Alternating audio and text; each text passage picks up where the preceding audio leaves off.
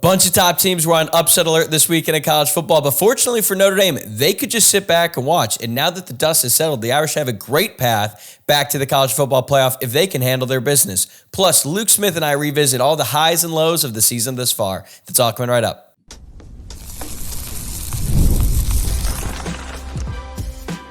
You are Locked On Irish, your daily podcast on the Notre Dame Fighting Irish. Part of the Locked On Podcast Network, your team every day. What's going on, and welcome into another edition of Locked On Irish, your daily Notre Dame podcast. I'm your host, Tyler Wojciak. I'm a Notre Dame alum and producer at Fox Sports, and it is great to have you here on Tuesday, October 8th, and thanks as always for making this your first listen of the day. We are free and available wherever you get podcasts, plus you can watch every episode on YouTube as well. Please remember to like and subscribe if you are watching on YouTube, or rate, review, and subscribe to the podcast. And this episode is brought to you by FanDuel. Place your first $5 bet, and you'll get started with $200 in bonus bets. Guaranteed. Just visit FanDuel.com to get started. Okay, there was no game for the Irish this weekend, but still plenty to talk about after an absolutely wild weekend of college football. Luke Smith is going to join me today, as he does every Tuesday during the season, to talk about how those massive upsets impact Notre Dame standing at the top of college football. And then we're going to look back on the first 5 games of the season and break down the 3 things we liked and didn't like the most. Enjoy. All right, Luke Smith is back with me here, and I'm just going to be completely honest. We are recording this about an hour after Kerry Carpenter of the Detroit Tigers just smashed a ball that might have scraped the moon to defeat my Cleveland Guardians 3-0. So I'm not in the best of spirits, but fortunately Luke is here. He's going to bring the mood up, and we have a lot of great stuff to get into today, starting with an absolutely insane weekend of college football. Now, I was at a wedding, so I wasn't able to watch all of it, but I was keeping up with the scores throughout the day. But Luke, you were fully engaged throughout, have a bunch of big takeaways, but really, what stands out to you? My big takeaway is that this thing is wide open. I was sick this past Saturday, and as a result, spent more time watching games on the couch than I have on a Saturday probably in years. And it's not just that Alabama, Tennessee, Missouri, Michigan, USC, and Louisville lost. It's that Miami is operating on borrowed time. Georgia looks vulnerable. And frankly, so does really everyone in the country right now. I mean, I would offer that even Ohio State still has questions with Will Howard at the quarterback position, although I will not go the ESPN route and declare that their 35-7 win over Iowa, where Iowa scored with their backup in garbage time, had to feel like a loss, quote unquote, which is what ESPN said. But I think the larger takeaway here is that Notre Dame lost to NIU. And I still feel like this season has so much more to offer. And it's not just about the playoff. Like, this team could go 8-4 still, for all I know, right? But the important thing is that it's starting to feel like we might have a 2007 type situation on our hands. And Notre Dame isn't 3-9.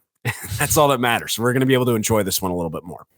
So I was able to catch the end of Vanderbilt, Alabama, watching it on my phone at this wedding with a bunch of other people around. I think that there was actually a level of acceptance and forgiveness for having the phone out because it was during the cocktail party. It was also like, hey, Alabama's going to lose to Vanderbilt. If there was a situation where you could pull your phone out at a wedding or not the actual ceremony, but at the events there's a few things that would make it permissible, and one of those is Alabama actually losing to Vanderbilt. I actually did not think it was going to happen. It did.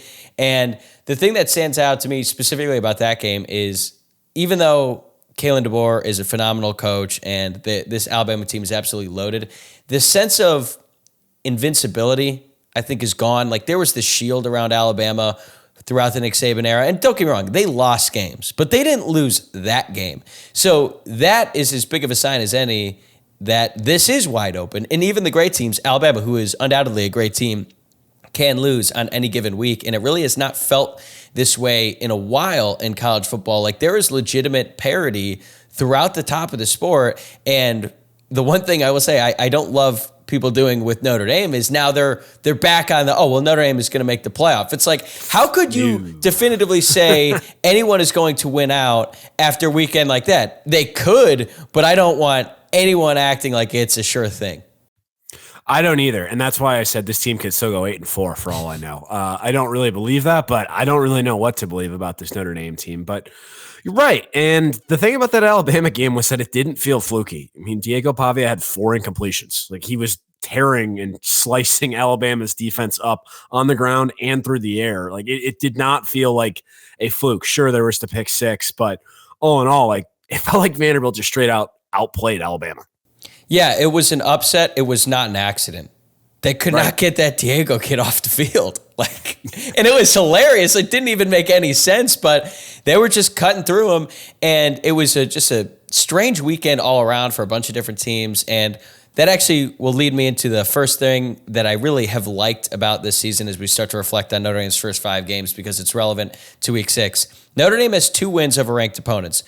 That season opening win against Texas A&M looks better and better by the week. And I don't want people to get fooled, and I'm sure it's going to happen. There's going to be some people, probably some SEC media, who say that Texas A&M could beat Notre Dame tomorrow. Notre Dame outplayed them. Yeah, it's only a matter of time. It's going to be like Michigan in 2018.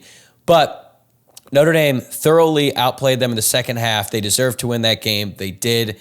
Texas A&M has an awesome defensive line, and Notre Dame was able to run all over them and put the game away late in the fourth quarter. Then Texas A&M just shellacked Mizzou. And I always thought Mizzou was pretty fraudulent this year. I actually thought they were better last season, but they were in the top 10. Texas A&M dominated them from start to finish, and they were doing a bunch of stuff that they had no chance of doing against Notre Dame. So that win means so much still, even though that the loss the next week to NIU certainly took a little bit of the wind out of the sails, to say the least. I think that is going to be the sticking point for Notre Dame because Louisville lost SMU, and even though that definitely hurts Notre Dame's strength of the schedule, it was still a good win for Notre Dame. But the fact that they have 2 ranked wins at this point in time is a big, big win for this team and their resume as they get ready here for the second half of the season. Definitely is, and I'm with you. I didn't think Mizzou, as some people have been calling them, was very good. I kind of expected A&M to roll in that game. Not quite to the degree that they did, but I think some of the takeaways from that A&M game speak largely to the level of preparation that Notre Dame had for that season opener. You have to give Mike Denbrock a ton of credit for the way that he called that game, as well as Riley Leonard's sack avoidance just coming up huge in that one because their defensive line absolutely wrecked the game on Saturday against Mizzou. And even further, you saw that the corner for A&M that probably didn't drop off that blanket in the hotel room. I think that was Eli Drinkwitz, but they call him the blanket, and he shut down their receivers on Saturday. That's the same corner that Bo Collins had that massive catch on to kind of get that drive going in the fourth quarter against A&M. And Connor Wegman looked like one of the worst quarterbacks I've ever seen against Notre Dame. And I know some people will probably tell you, oh, he was hurt, and that's why. No, it's because Notre Dame's defense is that good, and that's the same defense that had Caleb Williams seeing ghosts last year too, and you see how he's playing in the NFL now too. So I think there's some takeaways from that A&M game that I don't know how they're going to do the rest of the year. I mean, they have a pretty favorable schedule, all things considered, but there's some takeaways that show Notre Dame was really prepared for that game and executed a well-designed game plan in that one. It's so easy to take this Notre Dame defense for granted because we've just become accustomed to it. Like when teams score on Notre Dame, especially when it's a long, sustained drive or it's an explosive play, it's like shocking, right? Because Al Golden definitely has a bend but don't break defense. And yes, sometimes they break. But what they did to Texas A&M, just completely bottling them up all night long and then watching what that offense is capable of going up against a top 10 team in Mizzou. It's like, wow, it makes you appreciate Notre Dame's defense even more. And also another player I want to give some love to. This is the second thing that I've liked from the season, and he was the reason why Notre Dame was able to win that game against Texas A&M, and that is Jeremiah Love.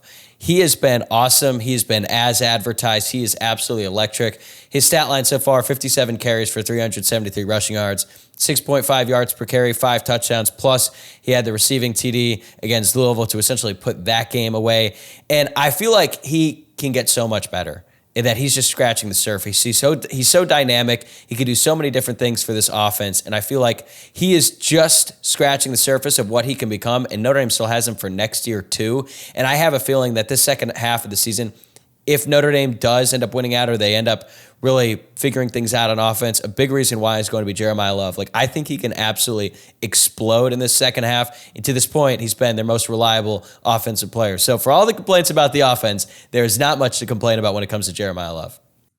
There really isn't. He's been phenomenal, and you hit on the point that I wanted to make right there. Notre Dame has him for another year, which is even better. I mean, if he can shore up some things in the passing game, the thing I'll say as well is he's really become a willing blocker. He's not quite there yet to where he's like a Kyron Williams level blocker and pass pro, but he wants to do it. And that's a really big step in the progression of any running back. he works on that, he becomes a little bit better receiver out of the backfield. He's got a legitimate chance to be a first-round pick. And you don't say that a lot about a lot of running backs, but with his skill set, I think that's a potential. Yeah, and there's so much more that he can do. They've tried to get him more involved in the passing game. It hasn't really worked out other than that throwback screen, obviously, against Louisville. But they were trying to force feed it a little bit more early on. I'm a little bit surprised they haven't run more jet sweeps or things like that, put him in that Jane Harrison role where he comes through. But look, as long as they keep giving him the ball, I think I share the same viewpoint of a lot of fans when I say that he should get the ball more. But Notre Dame is going to spread the ball around a little bit, especially with that running back room. I think Jadarian Price is going to have a big bounce back game this weekend after he was benched early on in that Stanford game. Like, you need a 1-2 punch there. Jeremiah Love is definitively RB1, though, in this situation. And I really just think he is poised to have a really, really strong second half, so long as he stays healthy, which has become a big if with this team. But I feel good about Jeremiah Love. You spoke about the team and injuries being an issue there. I want to talk about perhaps the brightest or healthiest spot of the Notre Dame team, and that's been the secondary. They have truly been lights out this year. And Benjamin Morrison himself hasn't really seemed to have been 100% since the A&M game, but the dudes in that secondary have been terrific. I mean, Christian Gray, Adon Schuler, and Xavier Watts have had phenomenal seasons. Jordan Clark has been tremendous for a guy that in the spring we were wondering why Notre Dame took him. And now you have Rod Hurd coming on strong as well, and Leonard Moore has some incredible promise. This secondary just might be the best secondary in the country, and I fully believe that. We talk about teams across the country playing a different sport like Alabama and Georgia. Maybe it's just their corners aren't as good as Notre Dame's are. It's certainly possible, and you're right about Jordan Clark. It wasn't just that they recruited him, it was that they moved on him so quickly. If he wasn't the first player to commit to Notre Dame in the transfer portal, it was either him or Chris Mitchell. And I would say that the Chris Mitchell experience has certainly not gone to plan, but the Jordan Clark one has exceeded all expectations. He has been such a good player for Notre Dame. He's so versatile too. Like, they had to use him as a true cornerback going up against Louisville. He held his own when he was out there, and that is not something that's easy to do. So you have him.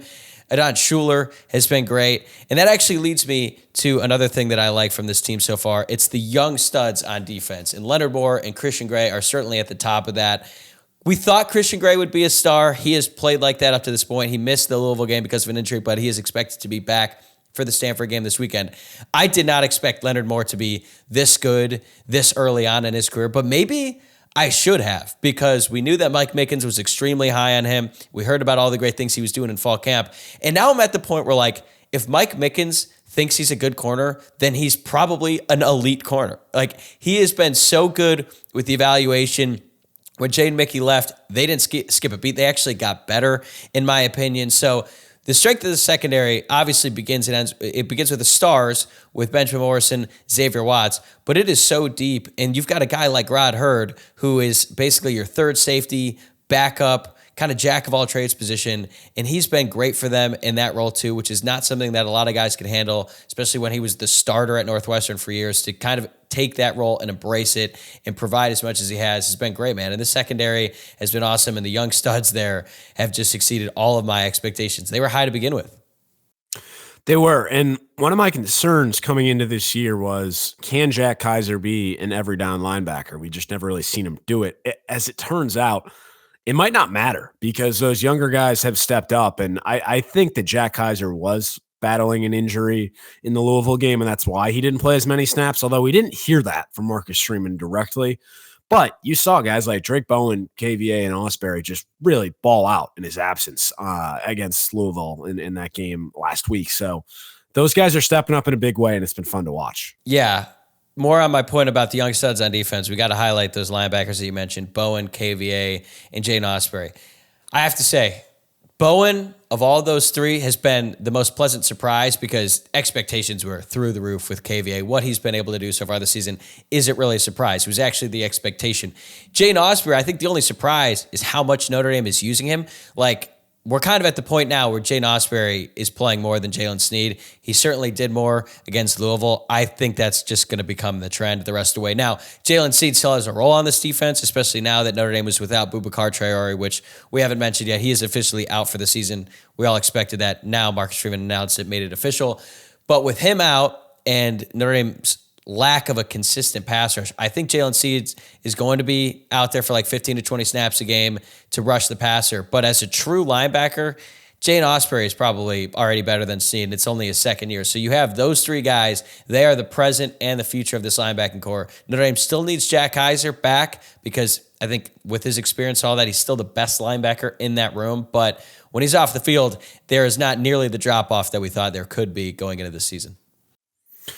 Absolutely. And you did bring up a good point there. And this is actually the third thing that I wanted to touch on in terms of what I've liked so far. I have to give some credit to Junior Tuihalamaka.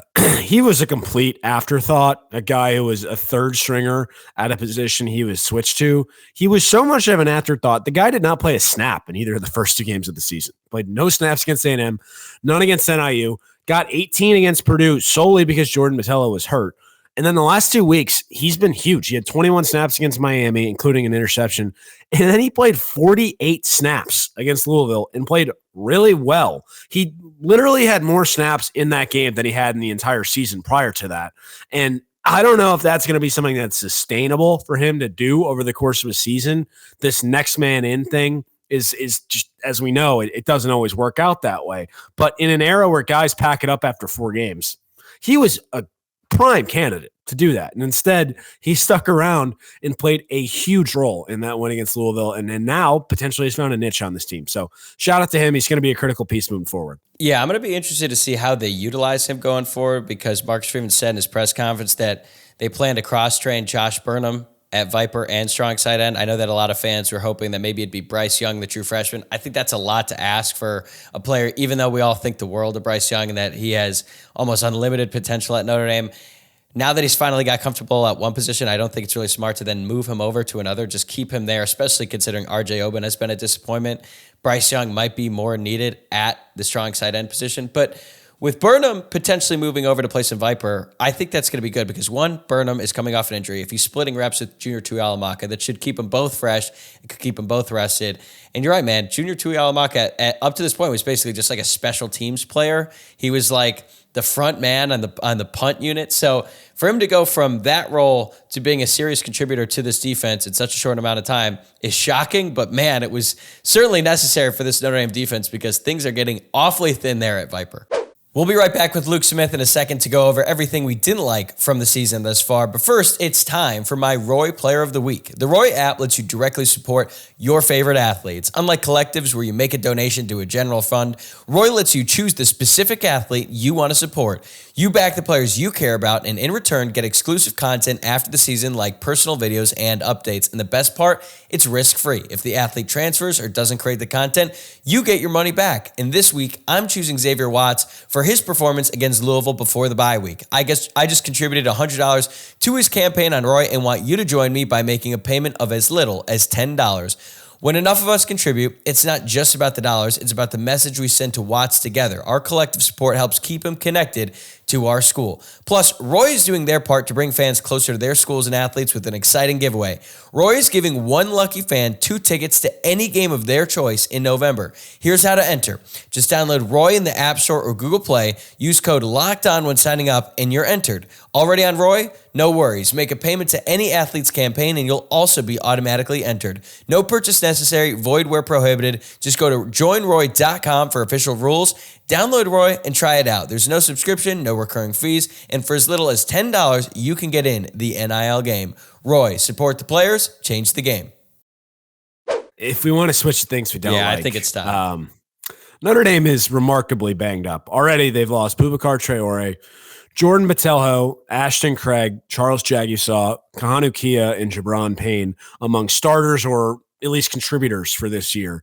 Meanwhile, Gabe Rubio still hasn't played, and the status of Cooper Flanagan and Billy Schrauth is in doubt, certainly for this week, maybe for the next week as well. We also know that Jordan Faison, Christian Gray, and Joshua Burnham are banged up, while Mitchell Evans and Howard Cross haven't been close to 100%. We've got Jack Kaiser and Ben Morrison battling injuries too, and just at some point, you have to wonder when the dam breaks. You hope that the bye week helped some guys get back to closer to 100%, but man, these injuries are just unfortunate.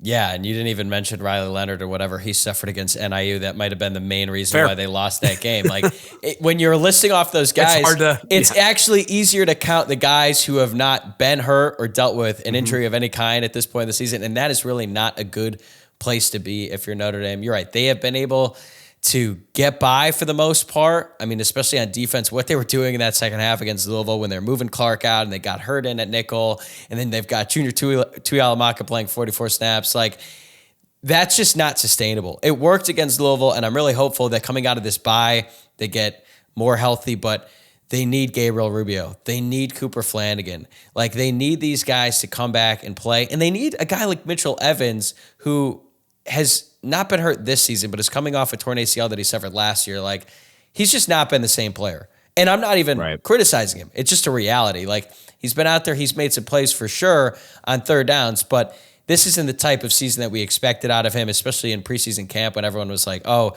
he actually looks faster and everything compared to last year. But look, it was a very serious injury. It had only been like 10 months since he suffered it. So it's not really a stunner that Mitchell Evans hasn't performed at the level we would hoped he would have. But that's another thing that you got to monitor going forward. Again, there's a lot of emphasis placed on this bye week, getting healthy.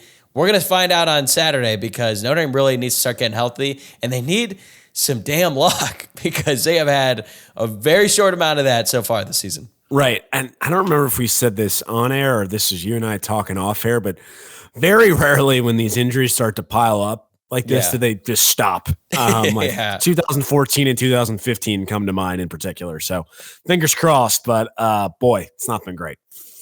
Okay, just for the record, do you think any of the injuries that have happened, like, is there a person to blame, or do you think it's just bad luck? Because I've been pretty open about the fact that I was like, look, this is football. It happens. But I've seen some fans be pretty critical of Lauren Landau. I don't think you and I have talked about that specifically.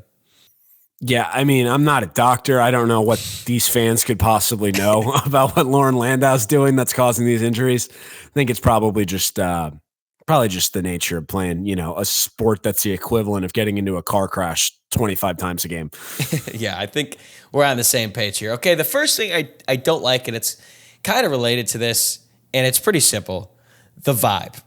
I can't really articulate it that well, but ever since this team lost in Northern Illinois, nothing has felt right about this team, and it's not just the fans. It starts with the head coach, Marcus Freeman. We've talked about his body language before, not just on the fields, but in press conferences. It just hasn't really felt the same. There was so much positivity about this team before the season. You've got a Peacock documentary. It feels like it was a special season, and it certainly peaked after that Texas A&M game. Then Notre Dame lost in Northern Illinois, and nothing has felt the same since. Now, part of that is to be expected. That was an absolutely terrible loss, and I don't expect anyone in the fan base or within the organization to feel happy. But it feels like it's just been a black cloud hanging over the program, and I thought a win over Louisville would make some of that go away, but it hasn't. And I'm not necessarily faulting anyone, but what is it going to take for that to change? Like, are people just going to be down on this team and on this season until Notre Dame finishes 11-1 after a win against USC? Maybe that's going to be what it takes for the NIU loss to kind of go away. And look, I'm not saying it should go away anytime soon, but it just has made the season less fun. And that's really all there is to it. Like, you could point fingers all you want, but I think that we're all on the same page when we just say it hasn't really been a fun past few weeks. I'm as guilty of it as anyone. It's been hard to get excited about it, to be honest. And to answer your question, I don't know if I said this on here, it's maybe on Greg's show or whatever, but I do think it takes that win over USC to go 11-1 for this thing to become fun again. And I'm trying to change my mentality on this. But one of the things I didn't like about this year said we were not able to avoid the letdown. And as much as I hate to say it, that NIU loss is going to indefinitely stain this program for a long time. And I know that Alabama just lost to Vanderbilt. The season's still very much in play, but that was just a loss that never should have happened. And it's unfortunate because the vibes would be so much better if it didn't. But I guess maybe, we do start looking forward to some things that could change this. So I'll start. I'll say playing an undefeated Navy in MetLife at noon, that actually is not exciting at all. That scares the hell out of me. Yeah, that's awful. That sounds like hell. But if Notre Dame escapes that game, they win the others. They play an undefeated Army at Yankee Stadium. Now that sounds kind of fun. And before the year, I was thinking, why are we doing this Yankee Stadium thing again? Like, this is kind of beat. Now it sounds kind of fun. I can't believe we're actually having this discussion where we're like, man, the Service Academy games are going to turn this season around. Do I have to say I'll never say another bad word about the Navy series again if both those teams go undefeated, and that's like a resume booster for us besides the loss? It won't be, though. It won't be. It won't be a resume builder. That's sort of, I mean, I understand some people in college football media are like giving some praise to Navy, and they're like, oh, this is a cool story. Like Navy and Army, they're good football teams. They're both undefeated. That's fun now. The moment Notre Dame beats them, they will not care. And it's not going to be considered a good win. It'll just be, oh, it's the service academies. And it goes back to your and I's both, like the frustrations we have with that series. It's never really like a win for Notre Dame, because even if they win, even if Navy is good, like remember in 2019, Navy was ranked. I don't think Notre Dame was favored by all that much. They play Navy at home. They won that game 52-10. The next week, Navy obviously out of the rankings, and no one talked about that win as a good win for Notre Dame the rest of the year, despite the fact that I think they only had one loss going into that game, and it's pretty late in the year. So I get it. I think on the Notre Dame side, if they're able to just get by and maybe they win convincingly, it will feel better within the fan base, but I don't think they're going to get any respect for either one of those games from anyone outside the Notre Dame fan base or media. So I doubt they'll get much. However, it could be slightly different because compared to past years, those two schools are actually in a conference now and have the potential to win a conference title game and potentially be that group of 5 playoff team, honestly. So maybe the Notre Dame loss blows that out of the window. Playing each other, of course, causes some problems too. But I do think that while I don't expect this to be a big bump if Notre Dame beats an undefeated Navy or an undefeated Army, that conference dynamic could change the perception somewhat. Yeah, and if they're going to win those games, if they're going to win out, it really starts with the offense. And we've talked about it a lot this season. I actually can't believe it's taken us this long to get into really just the lack of production from the wide receivers in the passing game as a whole. There's a lot of blame to go around here. Obviously, Riley Leonard has not been the passer that Notre Dame hoped he would be at this point in the season. And I think it also has some to do with the wide receivers as well. And also the fact that this offensive line has been decimated. They've been allowing some pressures. Riley Leonard hasn't handled it all that well. The passing game absolutely has to improve. Mike Denbrock knows it. Marcus Freeman knows it. Riley Leonard knows it. Everyone knows it, right? But going into the season, there was a lot of optimism about the wide receiver room in particular, about how deep they were, how talented this room could be. I was optimistic. I was afraid to say it was a strength until I actually saw it on the field, because we've gotten our hopes up about the wide receivers so many times in the past, and it's honestly just been more of the same. So their combined production up to this point, 58 catches, 607 receiving yards. That's through 5 games. So you're looking at an average of 101.4 yards per game combined for the Notre Dame receivers. That's just not good enough. There are wide receivers in college football. Like, I'm pretty sure Ryan Williams averages that himself. And again, part of this is on Riley Leonard. Do not get me wrong. The quarterback plays a huge role in this, but it just hasn't really been good enough up to this point. I mean, Bo Collins has been good. He played really poorly against Louisville. Jaden Greathouse has been quiet. I understand why he's probably frustrated with his lack of production, but also he did have a huge drop against NIU. I mean, Jane Harrison has been decent. Chris Mitchell has been a bust up to this point. Jordan Faison has been hurt. Jaden Thomas has been reduced to basically a blocking tight end by the coaching staff. That's not on him. I love what Jaden Thomas does for this offense, but I don't think they've utilized him very well. So the passing game needs to be picked up in a big way in the second half. I expect some changes to be made coming out of the bye. I'm not entirely sure what. Maybe it's more like what they did against Louisville on that first drive, but either way, hopefully that stuff scouting over the course of the past 2 weeks is going to translate to some actual improvements in the passing game, because they need it. And you do wonder what a truly healthy Mitchell Evans does for the wide receivers as well. Running real routes, being a weapon out there, that's got to improve things. So hopefully that's something we see coming out of the break as well. Yeah, because when Mitchell Evans has been out there, it's really only been passing situations. Like, they haven't even really tried him in blocking. And I get it. Like, that's probably a lot harder on the knees when you're getting into it with DNs, trying to plant your legs and get some leverage and all that stuff. But you're right, man. They really need him. Speaking of veterans, one of the things that's been disappointing so far has just been a lack of dominance from Riley Mills and Howard Cross. And I would probably give Howard Cross a bit of a pass on this because he's been hurt. But while last game was better, it just feels like Cross and Mills have had the opportunity to be more dominant, and it hasn't happened. And we need to see more from these guys. Notre Dame paid up to have them return for graduate seasons, and they need to be the grown men that they are and dominated offensive lines coming off the bye, because especially Riley Mills, like, dude, what are you doing? It's just kind of time to show up. I'm with you, and I've been pretty critical of them up to this point in the season. Now, I thought the Louisville game was pretty encouraging for both of them. Riley Mills got his first sack of the season. I thought Howard Cross was a lot more disruptive, but considering how good the secondary has been, how good the young linebackers have been. Now, they weren't great against Northern Illinois. I thought that had a lot to do with the scheme and just them getting confused by all the motions and all the stuff that they were doing. But going up against a team like Stanford, who's going to do a lot of the same stuff, a lot of trickery, a lot of different formations. I mean, there was that picture going around from Matt Freeman from Irish Sports Daily today where he showed the wide splits that Stanford ran out there at one point. Like, Notre Dame's defensive line needs to be more dominant. It's going to be a lot harder without Botello and Traore, but it starts at the interior, and you're right, they have not lived up to expectations to this point. And considering this defense is probably going to have to carry this team throughout multiple more points throughout the rest of the season, it really starts and ends with those two guys, and they need to pick it up. I'm confident in Howard Cross, not as confident in Riley Mills, but hopefully if Howard Cross becomes a lot more productive, then that's going to lead to more opportunities for Riley Mills, and then they can finally put it all together. Boy, no, the Notre Dame defense needs it, especially as the injuries on the edge continue to pile up. All right, my last thing that I really didn't like from this season, special teams. Just all of it. It has not been good. And this has been, I would say, one of the more unexpected developments from this season. And I don't really know if you go into a season saying like, oh, special teams is going to be really bad unless you just have an atrocious kicker. And Notre Dame does not. Mitch Jeter is a good kicker. No, he came they up. do have a bad punter. They do. Well, he's been better the past 2 games, but he was absolutely bad at the start of the season. No doubt about that. But as a whole, it's just been so bad. Let's just go through a couple big problems here, game by game. So the field goal unit was perfect against Texas A&M, which they needed because Mitch Jeter's 3 field goals were absolutely crucial in that game. But their punter could not punt in that game, and it almost cost them.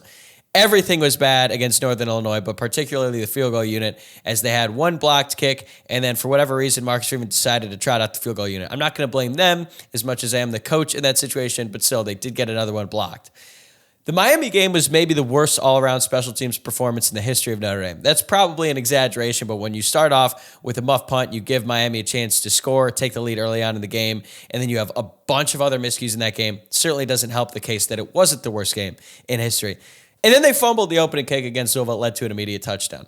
Like, these things need to be fixed after the bye, and Marcus Freeman takes a lot of pride in special teams.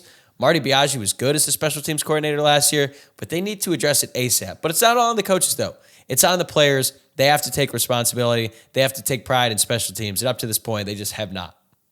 They haven't, and especially somebody like Devin Ford, who was really just around for special teams. Like, you cannot fumble that ball against Louisville. Otherwise, I mean, we might never see him on the field again. And actually, I think he actually might have been on the field for kick coverage, but we should never see him on the field for kick return again. Yeah, he now has 2 fumbles on kickoff return in his 2 Now, years. The first one he actually made was almost murdered. Yeah, but yes.